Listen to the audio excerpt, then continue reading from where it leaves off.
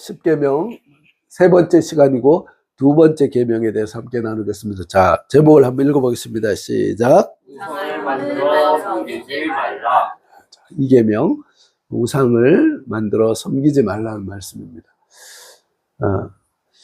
존 칼빈이라고 그쵸, 우리 기독교 강요를 쓰신 우리 장로교회 아버지라고도 할 수 있는 분인데 종교개혁자죠. 이런 말을 했습니다. 한번 읽어볼까요? 시작. 인간의 마음은 우상을 제거하는 영원한 존재다.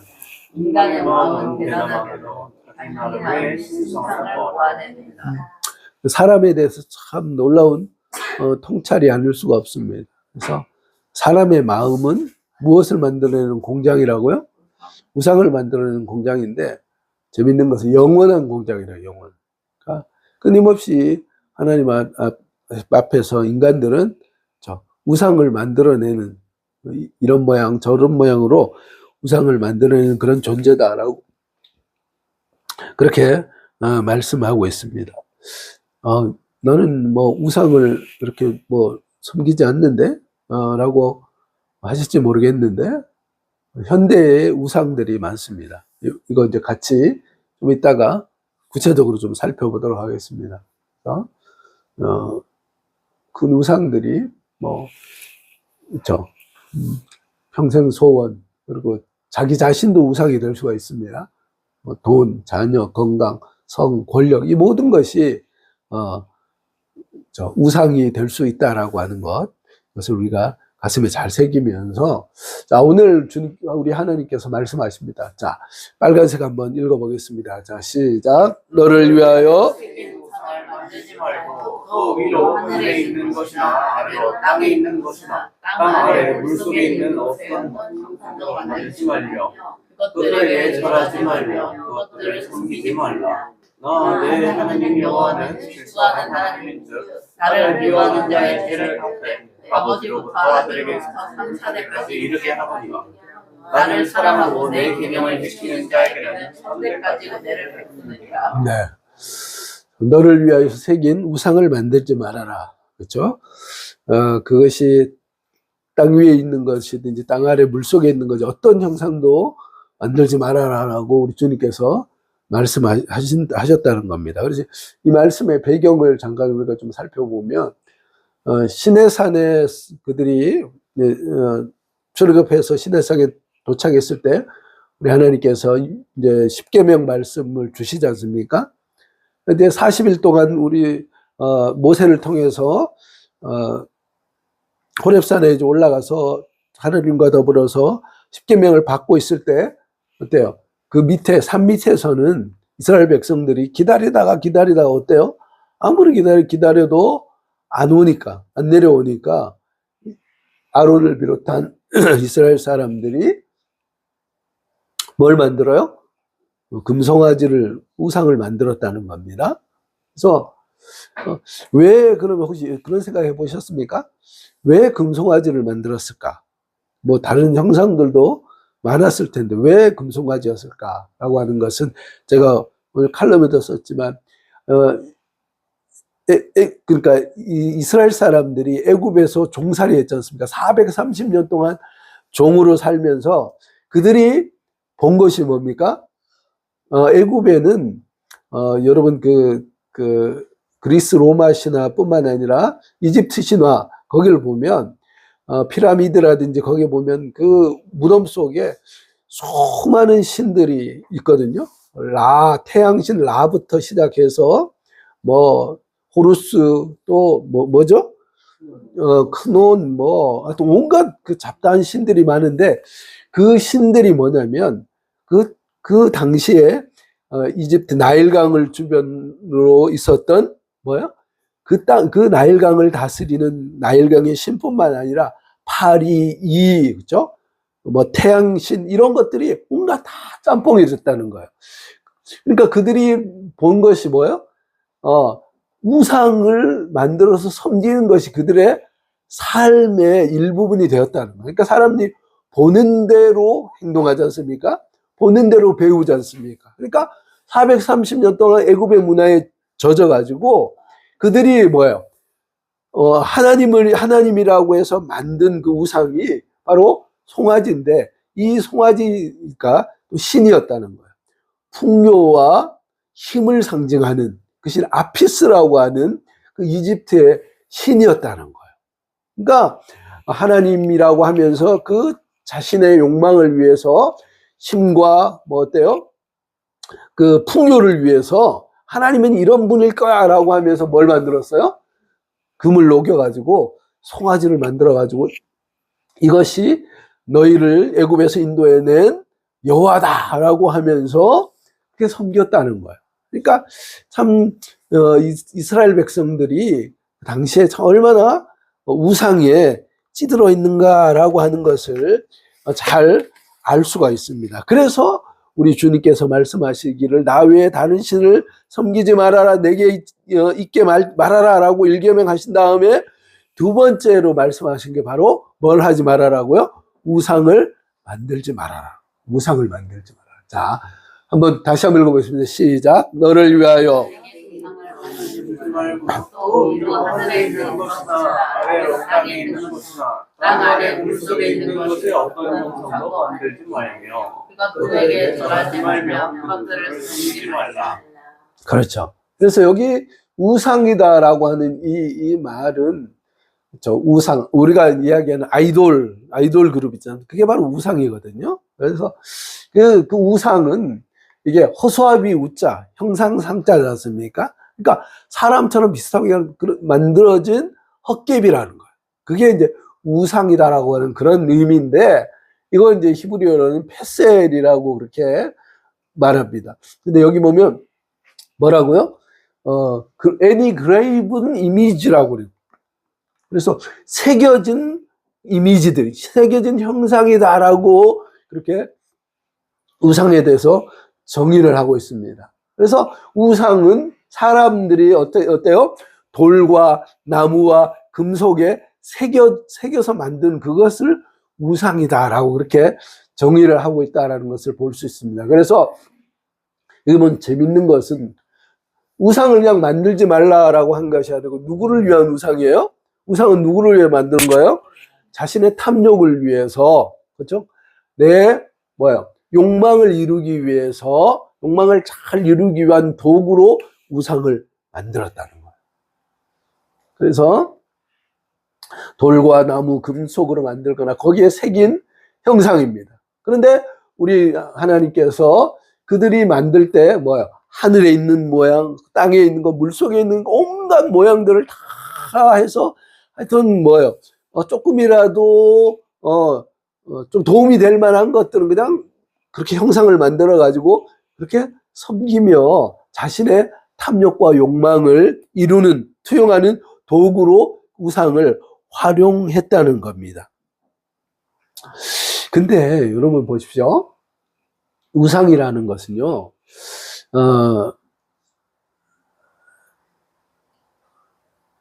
그 자체가 어리석은, 그리고 헛개비의 형상이다라고 이렇게 했지 않습니까?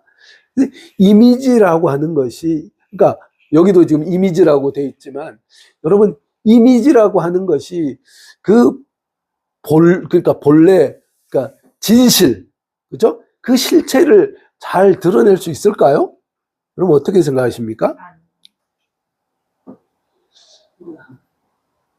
아니요라고 하는 겁니다. 대답한 게 맞아요. 그래서 이런 말이 있습니다. 이거 참 중요한 말인데요. 한번 읽어볼까요? 시작. 이미지는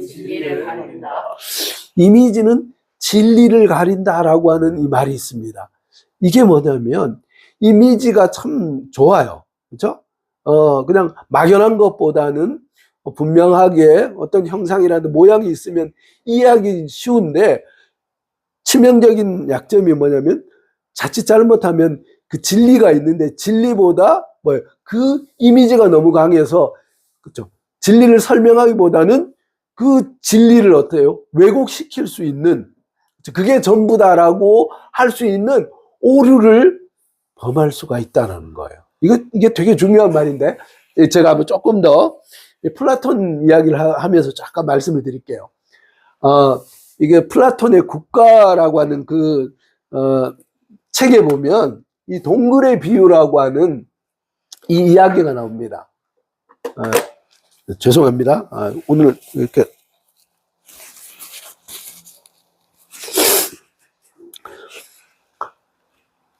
플라톤의 지난주에도 말씀드렸다시피 플라톤은 뭐 그죠 고대 철학의 뭐라고 할까요? 대부라고 뭐 할 수 있죠. 지금 현대 철학의 그 뿌리가 되는 그 사상을 만든 정말 참 탁월한 분인데 이 플라톤 이야기하기를 전에도 지난주에 제가 말씀드린 예를 들어 이런 물체가 이렇게 여기에 존재할 수 있는 것은 우리가 알지 못하는 실체가 있기 때문에 이게 그렇죠 존재하고 있다라는 겁니다. 그래서 그 실체가 뭐라고요? 이데아라는 거죠. 그래서 이게 눈에 보이는 것 같지만 그러나 이것은 실체가 아니고 진짜 실체는 어디에요? 그 이데아에 있다라는 거죠. 그런데 여러분 이 실체가 그 이데아를 완전히 다 담아내나요? 그럴 수가 없거든요. 아까 전에 제가 이렇게 오면서 우리가 성경을 읽다 보면 성경에 우리 이치랑 맞지 않는 그래서 이제 혹자는 뭐 성경이 좀 과격하게 성경이 거짓말이다라고 이렇게 이야기를 한다는 거예요. 그렇죠? 근데 그 당연히 그럴 수가 있습니다. 그러니까 성경이라고 하는 것은요, 여러분 제가 전에도 한번 말씀드렸죠. 성경은요, 하나님 나라의 일을 우리가 이해할 수 있는 언어로 뭐예요? 풀어놓은 거예요. 그러면 우리 언어가 하나님 나라라고 예를 들어 하나님 나라가 100이라면 우리의 언어가 그렇죠? 인간의 언어에 그런 많은 제약이 있습니다. 그렇지 않습니까? 모든 것들을 다 현상을 다 설명할 수가 없어요. 그렇죠? 한계가 있어요. 조금 더 제가 말씀드릴게요. 아침에 예를 들어 오다가 이제 교통사고 난 그 현장을 봤다고 생각해 보십시오. 그건 이제 현실이고 현장이에요. 만약에 그걸 내가 글로 쓴다든지 말로 설명한다 그러면 그 교통사고 난 현장이 100% 우리의 말과 글로 어떻게 보면 표현될 수 있습니까? 그럴 수가 없어요. 그게 말이 가지고 있는 치명적인 한계고 약점이라는 겁니다. 오늘 우리 김병민 수사님 계셨어야 되는 건데. 그래서 하나님 나라는 하나님 나라 100이라고 하는 이 엄청난 그죠? 그 세계가 있는데 인간의 말로 표현할 수 있는 말은 글쎄요 1 정도 될까요? 10이나 될까요? 그럴 수가 없거든요. 그러니까 하나님 나라가 이렇다라고 인간의 말로 표현하는 것에 대해서 완벽하지 못한 제한적인 인간의 말로 하나님 나라를 설명하다 보니까 어때요? 이 하나님 나라가 그렇죠? 내가 생각하는 대로 이해가 되는 데 있어서 많은 한계가 있다는 겁니다. 뿐만 아니라 우리의 우리가 생각한 이성 자체가 제가 전에도 몇 번 말씀드렸습니다. 우리의 이성은요, 1 더하기 1은 2가 돼야 돼요. 1 더하기 1이 뭐 3이나 5나 이렇게 되면 어때요? 용납을 할 수가 없다는 겁니다. 그것을 인정을 해요. 그걸 이성의 폐쇄성, 단원성이라고 얘기하거든요. 그래서 이성은 빛과 그렇죠? 공간과 시간이라고 하는 여기에 항상 묶여 있다는 겁니다. 이걸 초월해서 그렇죠? 모든 것들을 정확하게 판단한다면 그 이성은 완벽한 거예요. 그런데 우리 이성이 그렇지 않지 않습니까? 예를 들어 지금 이 전기가 나가고 깜깜하다고 하면 어때요? 우리가 지금 여기 있는 모든 것들을 제대로 누가 오셨는지 알 수 있습니까? 알 수가 없어요. 기본적으로 빛이라든지 공간이라든지 시간이라고 하는 이 조건이 있어야지만 우리 인간은 어때요? 인간의 이성은 작동을 한다는 겁니다. 그런데 하나님의 말씀은요, 이성 안에 갇혀 있는 것이 이성보다 더 뛰어난, 그렇죠? 하나님 나라라고 하는 이성을 초월한 그 세계에 대해서 설명을 하는데 이성 자체가 그런 제약이 있을 뿐만 아니라 또 뭐예요? 인간의 언어 자체가 가지고 있는 한계가 있다는 거예요. 그러니까 천주 운주로 만물을 지으신 하나님께서 사람을 살리셨다라고 하면 에헤이 이성이 뭐라고 합니까? 그거 맞아 그렇게 합니까? 에이 그거 거짓말 말도 안 되고 과학적이지 못한데 이렇게 한다는 거예요. 그러니까 불합리하고 완벽하지 못한 이성을 잣대로 해서 영원하고 완전한 하나님 나라를 재단하려고 한다는 겁니다. 이게 말이 안 되지 않습니까? 제가 기회가 되면 이 부분에서 좀 더 한번 말씀을 나누기를 원하는데 어쨌든 그렇다는 거예요. 그래서 지금 이데아라고 하는 것이 바로 그런 개념이라는 겁니다. 그러니까 여기에 있는 것처럼 이미지라고 하는 것 어떻게 예를 들어 이게 만약에 김병권이다라고 이렇게 한다라고 하면 여러분 그것은 저 김병권을 잘 투영한 겁니까? 말도 안 되죠. 말도 안 되죠. 이쑤시개가 김병권이다라고 하면 그것은 말도 안 되는 거예요. 그래서 그게 뭐예요? 사물이 가지고 있는 한계의 한계라는 거예요. 그래서 보면 여기 있지 않습니까? 우리가 보는 현실은 진리인, 그렇죠? 영원히 변치 않는 그 진리인 어떤 그 대상이 있다는 겁니다. 그것을 그렇죠? 온전히 설명하는 데 있어서 치명적인 한계가 있다라는 거예요. 자, 그래서 이게 이제 그 동굴우화라는 겁니다. 이게 뭐냐면 죄수들이 지금 여기 담벼락에 다 손이랑 다리 꽁꽁 묶여 있어요. 그래서 이들이 볼 수 있는 것은 뭘 볼 수 있냐면 여기 뒤에 있는 이 사람들이 지금 뒤에서 갖가지 이렇게 이 그림자 연극을 하는데 앞밖에 볼 수 없기 때문에 이게 이 그림자가 이 죄수들은 실체다라고 그게 진리야라고 이렇게 믿고 살아간다는 거예요. 그렇죠? 그러다가 이 죄수 한 사람이 어떻게 해서 탈출을 합니다. 탈출해서 보니까 뭐예요? 이 세상에는 실제로 뭐예요? 그림자로 봤던 말도 있고요. 또 뭐가 있습니까? 이런 도자기도 있고 이 실체가 있다는 거예요. 이런 현실 세계에 뭐예요? 실제하는 그것을 그 현실 세계를 이데아, 그러니까 완전한 존재가 있다라고 하는 것에 대해서 이 사람이 동굴 밖을 나가니까 그림자가 전부가 아니라 실체가 있더라라고 알았다는 거야. 그래서 이 사람들이 와서 이야기를 하면 이 사람들이 믿을까요? 못 믿을까요? 못 믿죠. 못 믿죠. 그게 바로 그래서 이 사람들은 이 그림자가 실체다라고 믿고 있는데 진짜 실체는 그림자로 다 표현할 수 없는 진짜 실체는 그렇죠. 존재하고 있다라는 거예요. 야, 이게 이게 아주 그 유명한 그 철학 이야기인데 여러분 좀 이해는 되시죠? 제가 설명을 잘했나 모르겠습니다. 우리 박승원 집사님 이해를 하셨나 모르겠는데 어느 정도 이해를 하셨죠? 제가 좀 더 잘 설명을 했어야 되는 건데 어쨌든 그래서 우리가 이 이미지는 진리를 어떻게 해요? 다 드러낼 수 있다 없다요? 치명적인 한계가 있다라는 거예요.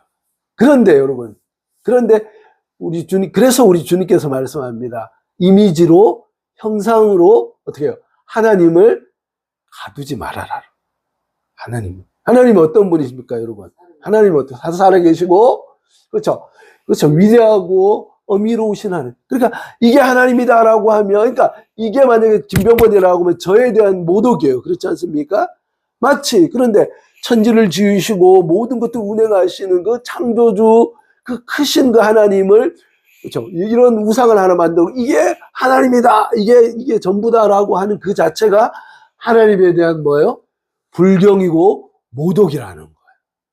그렇죠? 어떻게 천지 만물을 존재하게 하신 피조물 위에 계신 그 하나님을 작은 피조물로 이게 하나님이다라고 규정하고 그것을 하나님으로 섬기냐는 거죠.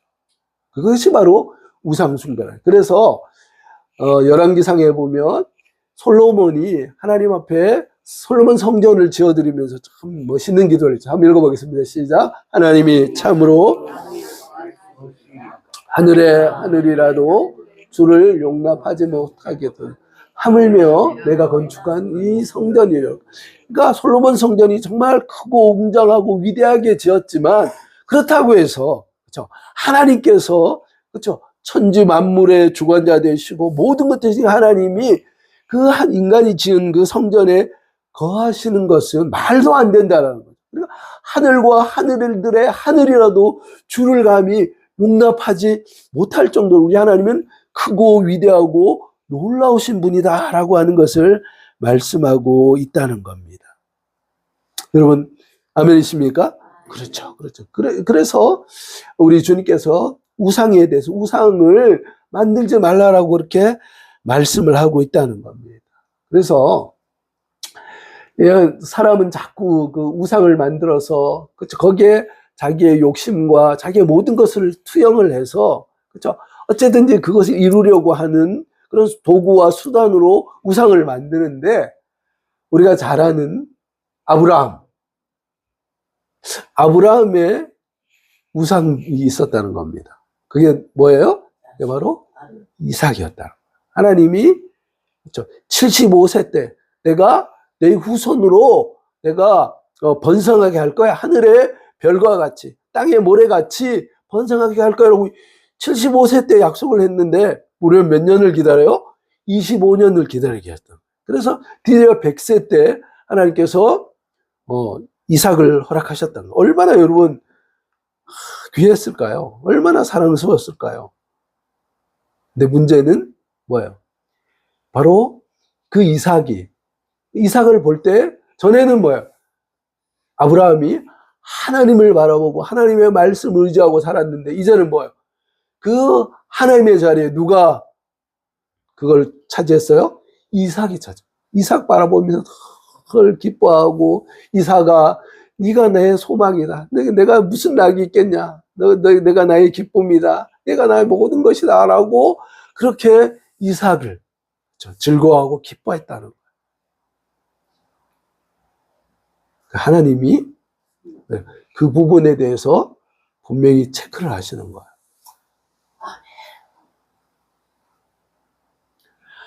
지난주에 말했어요. 너는 나 외에 다른 신을 너와 나의 사이에 두지 말라라고 하죠. 그렇죠? 그 관계가 어떤 관계라고 했습니까? 우리 하나님은 오늘도 말씀을 질투하는 하나님이에요. 근데 여러분, 질투라고 하는 이 단어가 우리 인생을 살아가면서 너무 이게 싸구려 단어가 됐죠.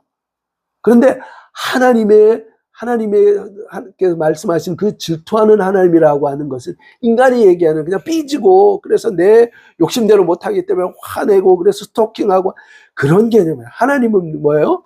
우리와 하나님은 뭐예요? 영적으로 어때요? 결혼한 사이입니다. 근데 여러분, 부부가 간음을 하면 됩니까? 안 됩니까? 그 남편만, 그 부인만을 향해서 어때요? 정말 간절한 마음과 한결같은 마음으로 살아가는 것이 부부의 정절을 지키는 거죠. 우리 하나님도 뭐예요? 하나님은 우리가 아까 기도했지만 우리를, 그렇죠, 세상에 내가 단 하나 나밖에 없는 것처럼 하나님께서 나를 사랑하신다는 거예요. 하나님 눈앞에는요 나밖에 아무것도 없습니다. 그래서 영적 간음 그런 거 없습니다. 하나님은 우리를 그렇게 사랑하시는데 뭐예요? 우리는 수시로 뭐예요? 하나님 대신 다른 것들을, 영적 간음을 행한다는 거예요.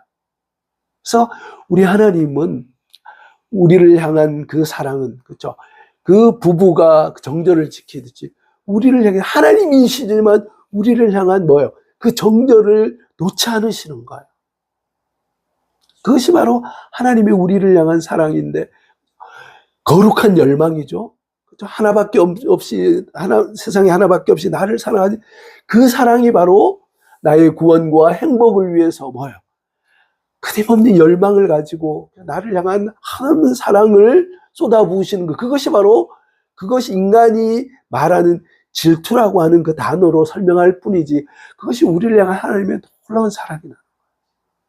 우리가 그 사랑의 대상이라고 하는 그 사실을 가슴에 잘 새기시기 바랍니다. 아멘이십니까? 그렇죠. 그래서 그렇게 하나님께서 하나님과 아브라함 사이에 그 이삭이 들어왔을 때 뭐예요? 하나님께서 용납하지 않으시고요. 그렇죠. 이삭을 바쳐라. 너는 너의 우상으로 인해서 살아갈 싸구려가 아니다. 거기에 휘달려서 거기에 노예로 살아갈 아브라함이 아니다. 라고 하나님께서 아브라함의 정체성을 다시 한번 말씀해 주시죠. 그래서 이것을 바로 하나님의 자비로운 개입이라는 거예요. 여러분, 우리가 돈을 쫓아 살아가고요. 이따가 말씀드리겠지만, 그렇죠? 세상의 어떤 것들, 이것이 내 모든 것이 이거 없으면 내 인생이 없어지는 것 같아 소멸하는 것 같은 그렇죠? 그런 가치가 그것을 쫓아서 살아가게 되면 여러분 어떻습니까? 인생이 어떻게 정말 행복할까요? 하나님이 아닌 그렇죠? 다른 그 어떤 그 우상으로 그렇죠? 내 욕망과 내 모든 것들을 투영한 그 우상을 쫓아서 그것을 따라 살아가면 행복할까요? 아닙니다. 절대 행복할 수가 없습니다. 인간은 하나님으로만 자유하고요. 하나님 안에서 참으로 행복할 수 있다는 겁니다. 그래서 하나님께서 개입을 하시는 거예요. 이스라엘이, 하나님께서 아브라함이 그렇죠? 그냥 두면 이삭과 함께 멸망할 수밖에 없다는 그것을 아시고 개입하셔서 우선순위를 새롭게 하신. 그래서 자 말씀을 읽어보겠습니다. 22장 12절 시작. 사자가 이르시되 그 아이에게 내 손을 대지 그에게 아무 일도 하지 말라. 내가 내 아들 내 독자. 내가 이제야 내가 하나님을 경외하는 줄을 아노라. 자, 내가 내 아들 내 독자까지도 그게 우상이었다는 거예요.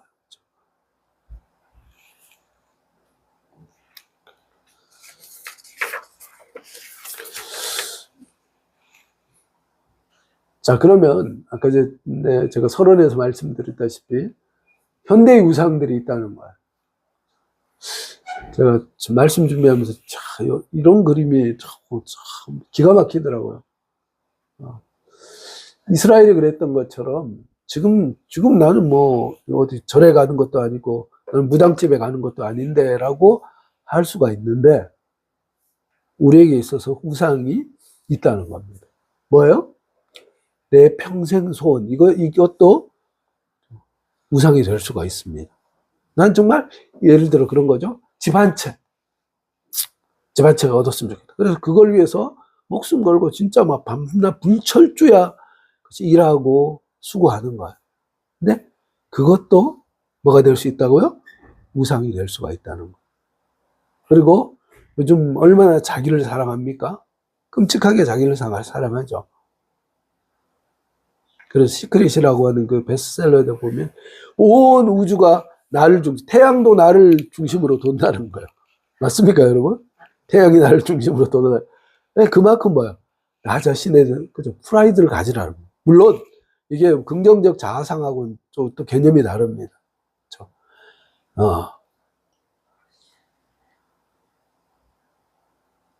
끊임없이 뭐야? 나의 행복, 내 기쁨 이것을 추구하면서 살아가는 이것이 우리의 우상이 될 수가 있다. 돈이 그렇죠. 이것은 참 우리 피할 수 없는 엄청난 우상이 되는 것. 뿐만 아니라 자녀가 우리의 우상이 될 수도 있다는 거예요. 어떤 분들은 건강이 우리의 우상이 될 수가 있어요. 어떤 사람은 또 성이 우상이 될 수가 있고 어떤 사람은 권력이 될 수가 있어요. 어떻습니까? 나에게 있어서 내 우상은 무엇일까요? 내 우상은 무엇일까요?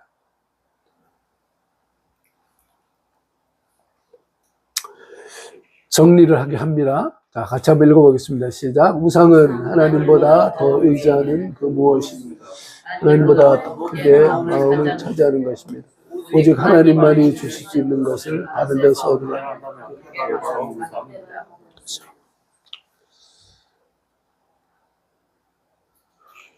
하나님보다 더 의지하는 것.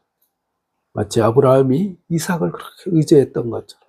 그것이 나 자신이 될 수 있고, 내 평생 소원이 될 수도 있고요. 그것이 돈이 될 수도 있고, 그것이 자녀가 될 수 있고, 건강이 될 수 있다는, 그것이 성이 될 수 있고, 그것이 권력이 될 수도 있다는 겁니다. 중요한 것은 그것이 그렇죠. 그것을 하나님보다 더 크게 마음을 쏟고 의지하는 그 모든 것이 그것이 바로 우상이라는 거죠. 하나님만이 주실 수 있는 것, 참된 평안과 위로와 흔들리지 않는 소망과 그렇죠? 위로 이런 것들이 하나님만 주실 수 있는데 우리가 뭐야? 이 소원만 이루어지면 이거 내가 이 일만 잘 되면 진짜 모든 것이 다 여한이 없을 텐데 라고 하지만 여러분 어떻습니까? 사람들이 여러분 우리 가수들도 보면 그렇죠? 오히려 그 꿈을 이루고 나서 어때요? 큰 공연이 끝나고 나서 사람들이 허무감을 느끼는 게 왜 그럴까요? 그것이 뭐예요? 최우선의 목적이 되고 그것이 모든 것이 됐는데 어떻습니까? 그걸 이루고 나면 이게 집을 여러분 집 갖고 싶어서 소유했다가 막상 그걸 소유하고 나면 어때요? 물론 뭐 안 가진 것보다 좋습니다. 근데 그걸 마치 하나님처럼 의지했다가는 뭐야? 하나님께서 그 부분에 대해서 분명히 우리가 이 세상에 보이는 것 그것들로 인한 만족은요 기대하는 만큼 그 이상의 허무함이 있다는 거예요. 그래서 하나님만이 주실 수 있다라고 하는 것을 기억하면서 다른 것에서 찾으면 안 된다는 겁니다. 그래서 우리가 찬양을 했지 않습니까? 찬양 참 우리 같이 한번 불러볼까요? 나 무엇과도 주님을 바꾸지 않으리 다른 어떤 은혜 구하지 오직 주님만이 내 삶의 도움이시니 주의 얼굴 보기 원합니다. 주님 사랑해요. 주님 사랑해요. 온 마음과 정성 다해